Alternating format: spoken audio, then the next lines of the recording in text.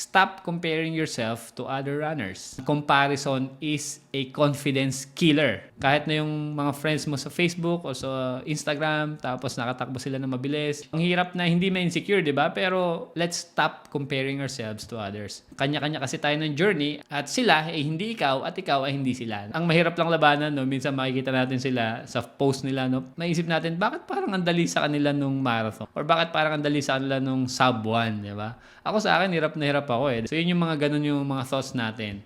And parang maisip mo, ang fresh pa nila, natapos nila yung half marathon or full marathon or 10K, any distance, di ba? Parang ang dali lang sa kanila. Itong dapat natin dadaan, everyone starts somewhere. And what you see online is usually a highlight reel, not the full story. Ang nakikita natin online, madalas yan is the highlight. Pero yung mga backstory, yung mga training nila, di ba? Ilang taon na pala silang tumatakbo, hindi natin nare-realize. Isipin natin, no, na nagsimula pa lang tayo, don't be discouraged na yung iba mabilis na. Don't compare our journey sa iba. So maybe that person has been running for 5 years na, maybe marami siyang support, marami siyang time, maybe din may genetic advantage siya, no? Design talaga for running. Tayo, wala tayong ganun, wala tayong athletic background, pati magulang natin. So yung mga ganun, no? You can't compare your chapter 1 to someone's chapter 20. Magkaiba yon. Ang dapat mo i-compare yung sarili mo lang. Ikaw kahapon, di ba? Yesterday, di ba? Sabi nga, beat yesterday. Did you improve? Did you try again? That's your real measure of progress. Iba-iba tayo ng journey, di ba? Iba-iba ng season. Merong nag-aalaga ng anak na bata pa, di ba? Meron din naman na wala nang masyadong iniintindi kasi medyo malaki na yung mga anak. Or meron naman mga dalaga, binata pa, di ba? Single pa, kaya nakakapag-alat ng more time sa running. Ang maganda nito, kapag ka nagtagal and we become consistent, no? Tapos babalikan mo yung mga first few runs mo,